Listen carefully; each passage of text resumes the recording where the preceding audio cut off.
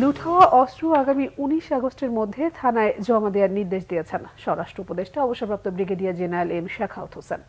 বৈষম্য বিরোধী ছাত্র আন্দোলনে আহত ও আনসার সদস্যদের দেখতে সোমবার রাজধানীর সম্মিলিত সামরিক হাসপাতাল সিএমএইচে গিয়ে সাংবাদিকদের কথা বলেন তিনি। স্বরাষ্ট্র উপদেষ্টা বলেন, আগামী ৭ দিনের মধ্যে অস্ত্র জমা না দিলে উদ্ধার অভিযান শুরু হবে। প্রশ্ন রাখেন, সিভিল ড্রেসে কারা আনসার এলাকায় গিয়ে তাদের ফায়ার করলো? এটাকে খুবই মারাত্মক ও উদ্বেগজনক উল্লেখ করে এর সুষ্ঠু তদন্তের আশ্বাস দেন তিনি। এর আগে লাইসেন্সবিহীন আগ্নেয়াস্ত্র অথবা গুলি থাকলে দ্রুত তার নিকটস্থ থানায় জমা দিতে রবিবার রাতে আহ্বান জানায় ঢাকা মহানগর পুলিশ। বলা হয়, লাইসেন্সবিহীন অস্ত্র অথবা গুলি কারো হেফাজতে থাকা দণ্ডনীয় অপরাধ।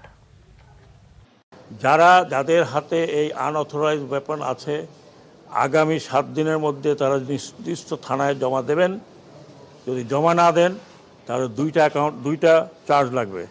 একটা হচ্ছে অবৈধ ওয়েপন, আর একটা হচ্ছে সরকারি নিষিদ্ধ ওয়েপন আপনাদের হাতে। সেটার জন্য আন্তর্জাতিক আদালতও যাওয়া যেতে পারে যে এত কোথা থেকে পেয়েছেন।